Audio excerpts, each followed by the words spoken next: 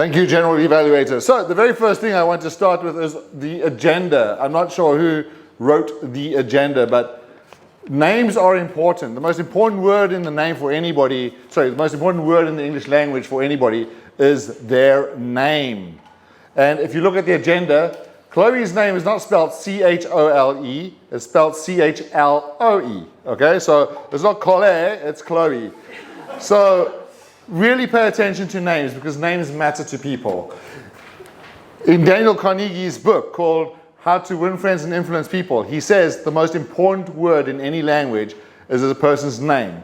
Whenever I hear the word Bao in Chinese, I look. Even if they talk about Bao Xian or Bao something else, I look because my name is Bao Luo de Bao. So I always look when I hear Bao. So please get the names right. They're very important. Okay.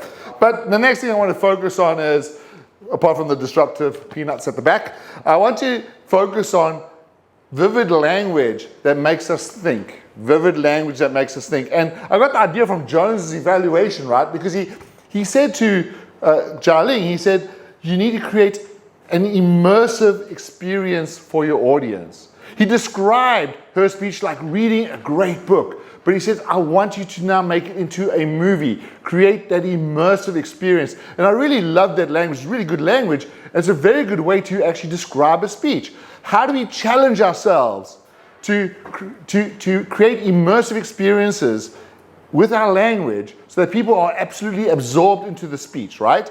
And so his solution was what everybody in don't mean to insult you, dude, but what everybody else says here in Toastmasters, and you look at an elegant lady like Jialing, I've known Jialing for a long time, there is no way Jialing is going to say, and I jumped! She's never going to do that, okay? I've known Jialing a long time. But she can still create that immersive experience with the language. So for example, and I went to New Zealand to bungee jump, and I stood on the edge. I looked down deep into that crevice.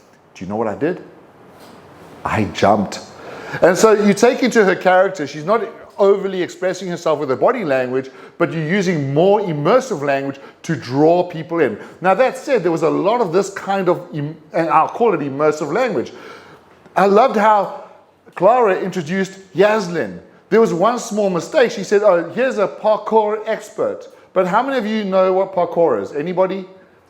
Us who were listening to the speeches did, but maybe some of the other guests don't, okay?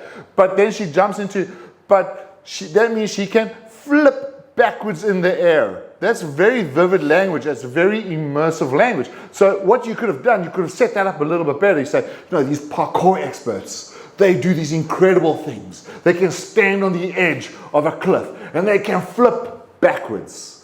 And somebody else used a lot of great and fantastic language that was very, very vivid, was Karen in her speech. Very vivid descriptions, like the lady got the knife and slashed his face and just blood spurting everywhere, right? I mean, that was just like, I'm not going to sleep tonight, but thank you anyway. But that's very, very good immersive language. There was other things that she spoke of, like the fear spread rapidly, and good language like herd mentality, like people follow the herd mentality. And the herd is this idea of like sheep, right? Just sheep. If one sheep starts running, every sheep starts running, right? That's the sense of herd mentality. We don't think, we just follow.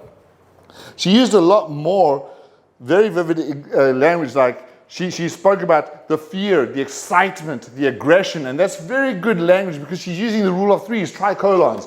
Fear, excitement, aggression, when she's talking about the three stories that she shared. She said the stories the first story was fear, the second story was excitement, the third story was aggression. It makes those stories live in our lives, right? It makes us want to listen to these stories deeply.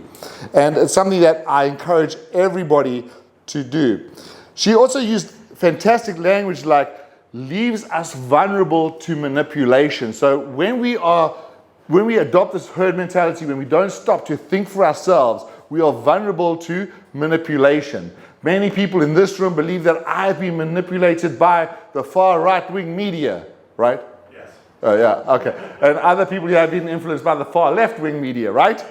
Okay, but we are all vulnerable to different medias and inputs. And the way she uses that language makes it very explicit. There's another word she used was life and death experience. life and death experience, and she's talking about these things. And just to top it off, for Jialing to bring her speech into the present, what you could have said is, do you want to be like Bill Gates? Because recently he said he's going to give all his money away and die with zero. And that brings it into the present with a very famous person and makes that speech far more immersive. And so I love that term, immersive speech. And I think we can all work with our language. We don't have to use overly expressive body language, but we can think about the words, the sentences, and the way we say them to draw people into our stories. General Evaluator.